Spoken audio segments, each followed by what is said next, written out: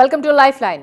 పిల్లలు పుట్టడం లేదని బాధపడేవారు డోంట్ వరీ, మా దగ్గర లేటెస్ట్ ట్రీట్మెంట్ అందుబాటులో ఉన్నాయంటున్నారు 49 హాస్పిటల్ డాక్టర్ శృతి గారు. వారిని అడిగి మరిన్ని వివరాలు తెలుసుకుందాం. Welcome to life line doctor. Thank you అండి. పిల్లలు పుట్టడం లేదని సంవత్సరం, 2 సంవత్సరాలు, 3 సంవత్సరాలు, 10 సంవత్సరాలు వెయిట్ చేస్తూనే ఉంటారు, కానీ కారు. దానికి మెయిన్ రీజన్ ఈ మధ్య కాలంలో ఈ ఇన్ఫర్టిలిటీ అనేది పెరిగింది. కారణం ఏంటంటారు? సో డెఫినెట్లీ మీరు అన్నది కరెక్టే అండి. Previous decade or 2 decades back compare చేసుకుంటే ఇప్పుడు చాలా వరకు చూస్తున్నాం. అసలు ఇది వరకు మనం మదర్స్ టైంలో కానీ అమ్మమ్మల టైంలో కానీ ఇలాంటి ప్రాబ్లం ఉన్న వాళ్ళు అసలు లేరు. ఇప్పుడు ఎవ్రీ ఫ్యామిలీలో వాళ్ళ రిలేటివ్స్లో కానీ వాళ్ళ ఫ్రెండ్స్లో కానీ ఎవరో ఒకళ్ళు కనిపిస్తున్నారు. So why this sudden change, what happened? ఇంత అవ్వడానికి ఏంటి కారణం అంటే, first thing I would say urbanisation. So చాలా సిటీస్, ఎస్పెషల్లీ సిటీస్లో అర్బన్ కల్చర్ అంతా అడాప్ట్ అవుతుంది. అంటే ఎక్కువ సెడెంటరీ లైఫ్ స్టైల్, ఎక్కువ ఫిజికల్ యాక్టివిటీ లేకపోవడం, ఎక్కువ ప్యాకేజ్డ్ ఫుడ్, ప్రాసెస్డ్ ఫుడ్ తినడం, తర్వాత ఎక్కువ అలవాట్లకి బానిస అవ్వటం like alcohol and all, work stress బాగా ఉండటం, చిన్న పిల్లల నుంచి కూడా ఫిజికల్ యాక్టివిటీ తగ్గిపోయి ట్యాబ్స్లో ఎక్కువ హోంవర్క్స్ చేసుకోవడం, చూసుకోవటం, బయటికి అడుగుపెట్టి తీసుకొచ్చేదే లేదు. గ్రాసరీస్ కానీ ఎనీథింగ్ కానీ is directly coming to the home. So ఎక్కడ కూడా ఫిజికల్ యాక్టివిటీ మనకు కనిపించట్లేదండి. సో బాడీలో మెటబాలిజం తగ్గింది, పక్కన ఎన్వైరన్మెంటల్ పొల్యూషన్ పెరిగింది, and lot of stress in the work. ఇవన్నీ పెరిగేసరికి ఆటోమేటిక్గా మన హోల్ బాడీ మీద ఎఫెక్ట్తో పాటు మన రిప్రొడక్టివ్ సిస్టమ్ మీద కూడా డెఫినెట్లీ ఎఫెక్ట్ చూపిస్తోంది అది. And it is similar in both males and females అండి. నాట్ లైక్ ఓన్లీ మేల్స్కి ఇది అవుతోంది, ఫీమేల్స్లో ఎక్కువ చూస్తున్నామని కాకుండా it is equally noticed in both the genders అనమాట. ఓకే, ఇప్పుడు వర్కింగ్ విమెన్ కూడా అయిపోయారు కాబట్టి ఈ లైఫ్ స్టైల్ ఇంపాక్ట్ చాలా పడుతుంది అని చెప్పారు కదా. సో ఫస్ట్ మీ దగ్గరికి పేషెంట్ రాగానే మీరు ఎలా చేస్తారు, మోటివేట్ ఏ విధంగా చేస్తారు? ఒక్కొక్కరికి ఒక్కొక్క ట్రీట్మెంట్ ప్రాసెస్ ఉంటుంది కదా. True. So first as a couple రమ్మంటామండి ఎప్పుడైనా కూడా. ఒక మేలో తర్వాత ఫీమేలో ఇండివిజువల్గా కాకుండా కపుల్ లాగా అప్రోచ్ అవుతాం. సో డీటెయిల్గా వాళ్ళ హిస్టరీ తీసుకుంటామండి. కొంతమందికి హిస్టరీలో చూస్తే సర్ప్రైజింగ్గా జస్ట్ ఫర్టైల్ పీరియడ్ ఏంటో తెలియదు వాళ్ళకి. ఆ టైంలో కాకుండా మిగతా అంత టైంలో కలుసుకుంటూ ఉంటారు. సో ఇలా అవేర్నెస్ కూడా చాలామందికి ఉండదన్నమాట. So we take the detail history, వాళ్ళ సెక్షువల్ ఇంటర్కోర్స్ హిస్టరీ తీసుకుంటాము, ఇండివిజువల్గా ఏమైనా ప్రాబ్లమ్స్ ఉన్నాయా, అండ్ ఫీమేల్లో ఎలాంటి ఏమైనా వైట్ డిశ్చార్జ్ కానీ ఎనీ అదర్ సిమ్టమ్స్ ఉన్నాయా, మేల్స్లో కూడా ఎనీ బర్నింగ్ మిక్చురేషన్, ఇవన్నీ డీటెయిల్గా అడుగుతాం. వాళ్ళ స్లీప్ ప్యాటర్న్ ఎలా ఉంది, వాళ్ళ హ్యాబిట్స్ ఎలా ఉన్నాయి, వాళ్ళ డైట్ ఎలా ఉంది, everything we take in to the notice. So ఇవన్నీ చూసాక we come to a conclusion. So కొన్ని బేసిక్ టెస్ట్ చేస్తామండి. సో హిస్టరీలో మనకు కొంతవరకు అర్థం అవుతుంది, లైక్ వీళ్ళు సరిగ్గా పార్టిసిపేట్ చేయట్లేదా, లేదా వీళ్ళకి రియల్గానే ఇర్రెగ్యులర్ పీరియడ్స్ ఉన్నాయా, లేదా హస్బెండ్కి ఎరెక్షన్ సరిగ్గా లేదా, ఇవన్నీ కొంతవరకు అర్థమవుతాయి. ఇవన్నీ మనం కన్ఫర్మ్ చేసుకోవడానికి కొన్ని టెస్ట్ల సహాయంతో మనం డయాగ్నోసిస్కి వస్తామన్నమాట. So first let us come to the females. ఫీమేల్స్లో మన గర్భసంచి, ఓవరీస్ గురించి, అండాశయాల్లో నంబర్ ఆఫ్ ఎగ్స్ గురించి, వీటన్నిటి గురించి డీటెయిల్గా మనకి స్కాన్ ద్వారా అర్థమవుతుంది. సో ఒక గర్భసంచి అంటే అల్ట్రాసౌండ్ పెల్విస్ అంటారనమాట. ఈ స్కాన్ మనం ఖచ్చితంగా ఫీమేల్కి అడ్వైస్ చేస్తాము. అలాగని కొన్ని బేసిక్ హార్మోన్ టెస్ట్, థైరాయిడ్ అని, ప్రొలాక్టిన్ అని, ఇవి చేపిస్తాను అనమాట. These are the basic test. ఇవి కాకుండా ఇఫ్ యూ టాక్ అబౌట్ మేల్స్లో మనం ఫస్ట్ చూసుకోవాల్సింది sperm analysis. So semen analysis అంటారు. సో దీంట్లో కౌంట్ ఎలా ఉంది, వాళ్ళ కణాలలో కదలిక ఎలా ఉంది, మోటిలిటీ ఎలా ఉంది. సో ఈ 2 basic test when ever the couple comes మనం స్టార్ట్ చేసుకుంటామని. సో మనకి ఇమీడియట్గా కొంతవరకు ఐడియా వస్తుంది, okay this is the problem with the male, ఇతనికి కదలిక తక్కువ ఉంది, ఓకే మేల్ ఫైన్గా ఉన్నారు, ఫీమేల్లో ఏదో ప్రాబ్లం ఉంది, ఓవరీస్లో నీటి బుడగలు కనిపిస్తున్నాయి, లేదా అడినోమయోసిస్ కనిపిస్తోంది, ఫైబ్రాయిడ్స్ కనిపిస్తున్నాయి, ఏదో ఒకటి we'll come to one diagnosis. So accordingly వీళ్ళ కౌంట్ తక్కువ ఉందనుకోండి, వీళ్ళు అడ్వైస్ దెమ్ IUI. బాగా కౌంట్ తక్కువ ఉంటే IVF చెప్తాం. అలాగే జస్ట్ ఇర్రెగ్యులర్ పీరియడ్స్ ఉన్నాయి అండ్ వెరీ రీసెంట్గా మ్యారేజ్ అయింది, సరిగా కలవటం లేదన్న వాళ్ళకి న్యాచురల్ మెథడ్లోనే ఫాలో చేస్తూ ఉంటాం. So depends on the patients profile we proceed.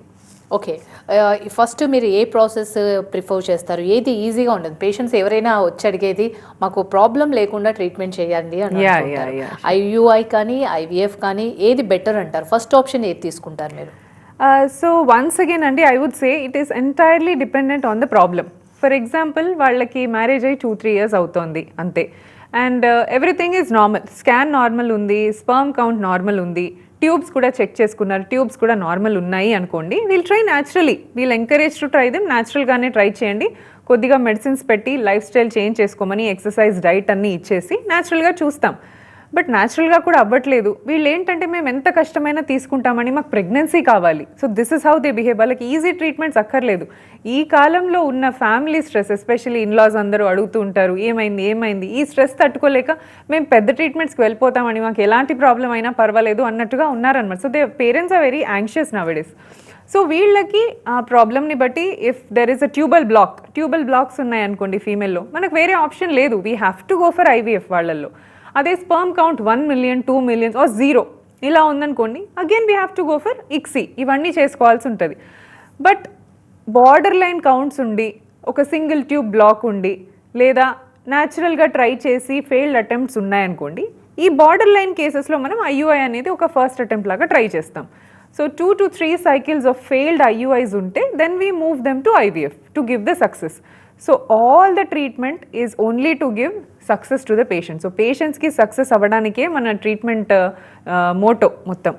Okay, doctor దగ్గరికి రాకముందు వాళ్ళు ఎన్ని సంవత్సరాలైనా వెయిట్ చేస్తారు.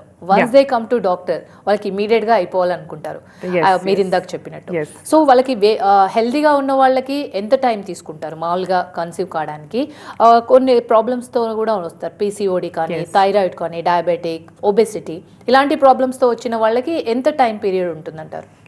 సో ఇది ఒక గుడ్ క్వశ్చన్ అండి మీరు అడిగింది. పెళ్ళి అయిన తర్వాత కపుల్ ఒక 1 year పాటు డాక్టర్ హెల్ప్ అవసరం లేదు.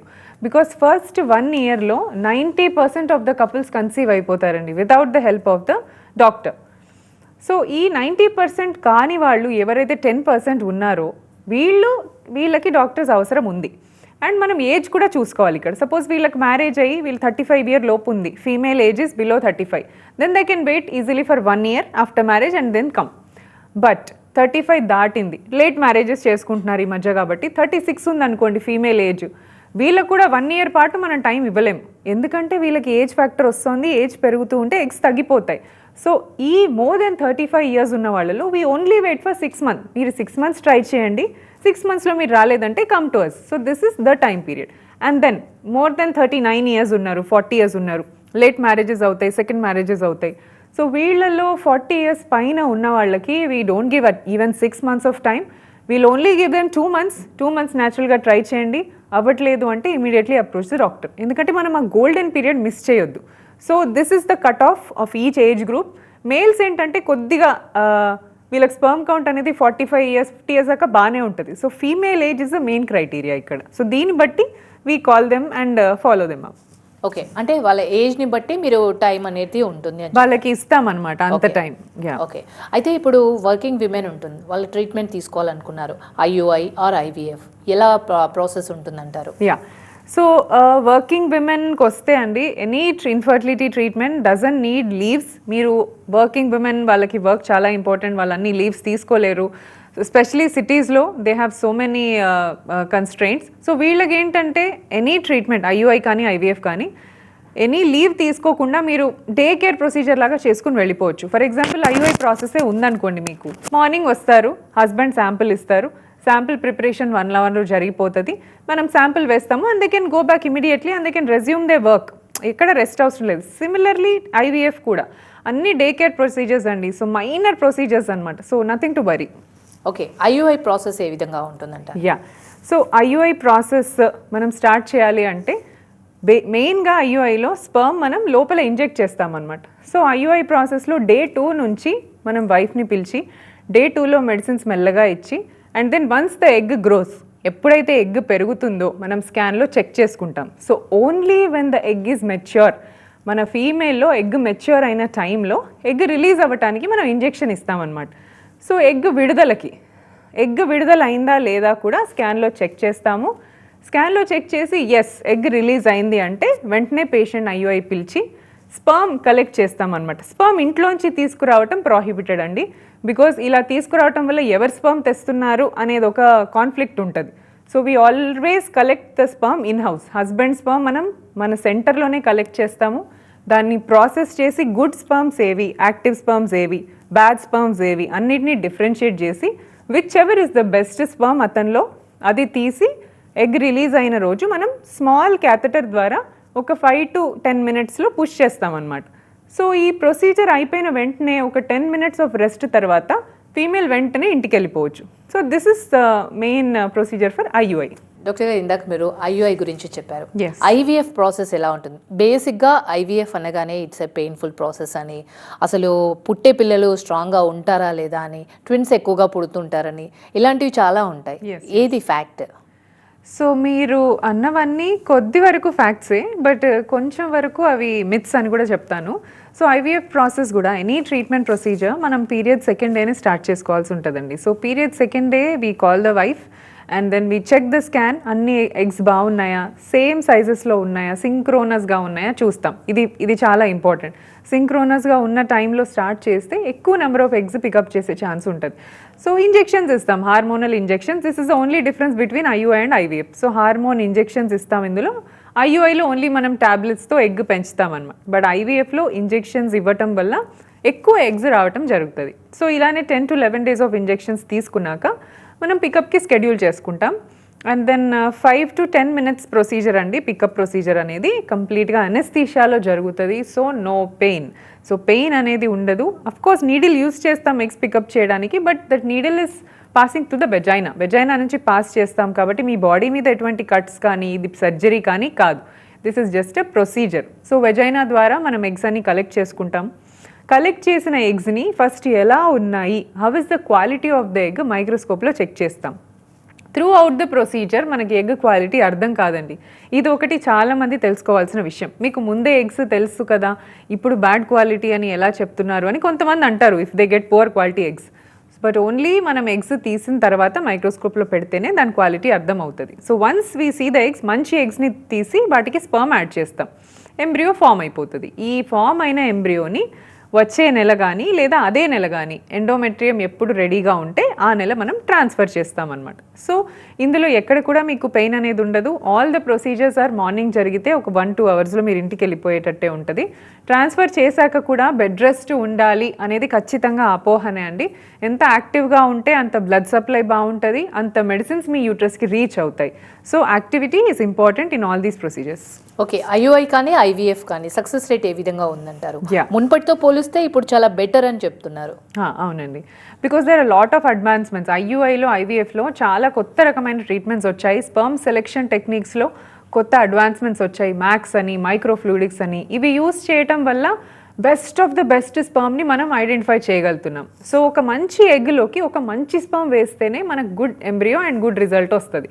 ఎగ్ బాగాలేకపోయినా, స్పర్మ్ బాగాలేకపోయినా రిజల్ట్లో కాంప్రమైజ్ ఉంటుంది అనమాట. సో మనకు స్పర్మ్ సెలెక్షన్ టెక్నిక్స్లో మంచి అడ్వాన్స్మెంట్స్ వచ్చాయి. అండ్ ఎగ్లో ఇక్సీ ప్రాసెస్ కానీ ఇవన్నీ కూడా proper culture media and K system అంటారనమాట, బెంచ్ టాప్ ఇంక్యుబేటర్స్ అని. ఈ కొత్త రకమైన ఇంక్యుబేటర్స్ వల్ల ఏ పేషెంట్ కల్చర్ ఆ పేషెంట్కి ఇండివిజువల్గా చేయగలుగుతున్నాం. సో ఒకళ్ళది చూడాలి అంటే వాళ్ళ ఒక్కటి మనము డోర్ ఓపెన్ చేస్తే సరిపోతుంది.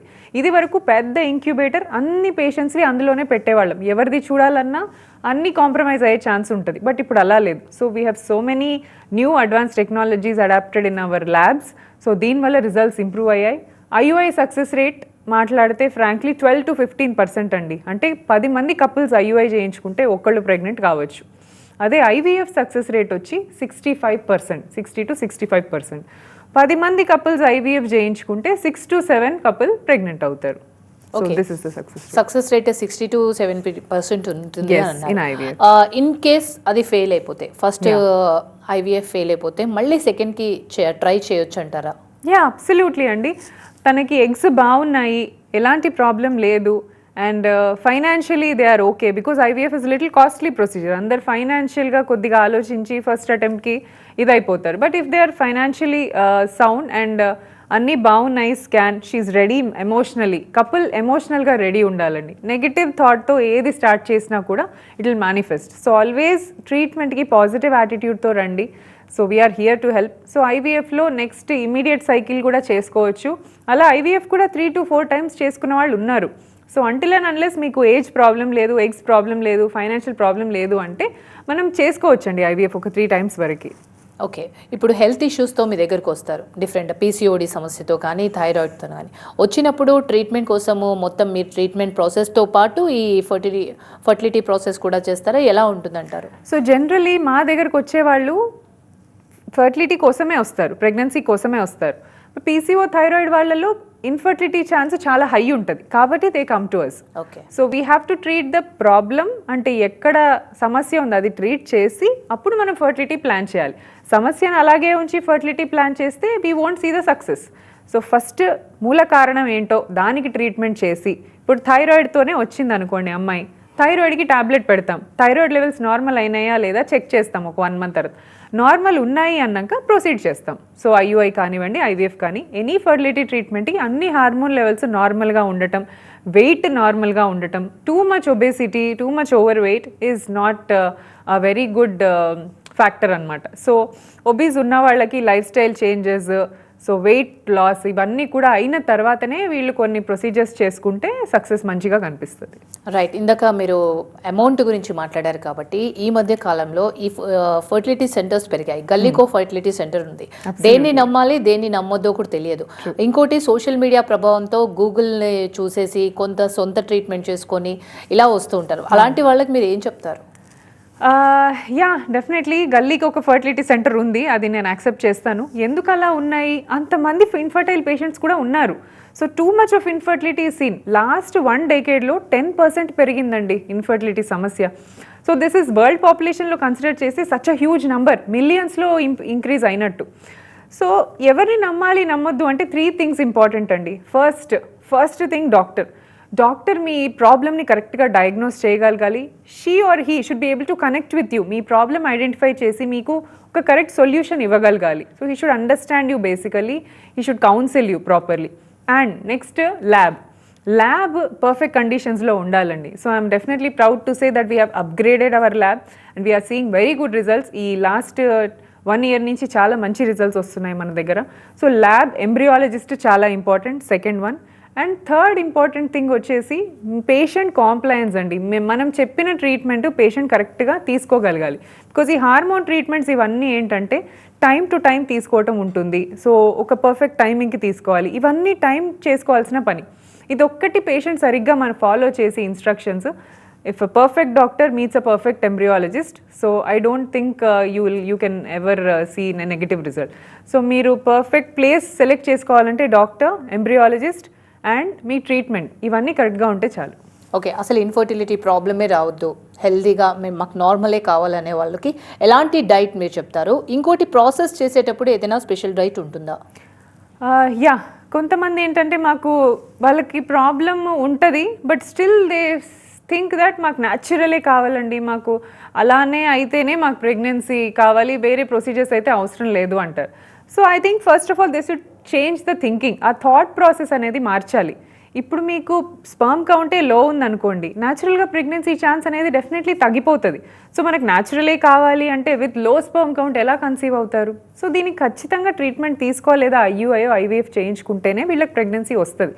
బట్ ఓకే, మీకేం ప్రాబ్లం లేదు, బార్డర్ లైన్లో ఉన్నారు అంటే డెఫినెట్లీ మీరు diet, healthy life style, at least 30 to 40 minutes per day aerobic workouts చేయండి, followed by strength training also. So ఈ మధ్య ఏరోబిక్స్, కార్డియో వర్కౌట్ కంటే కూడా స్ట్రెంగ్త్ ట్రైనింగ్కి చాలా ఇంపార్టెన్స్ ఇస్తున్నారు.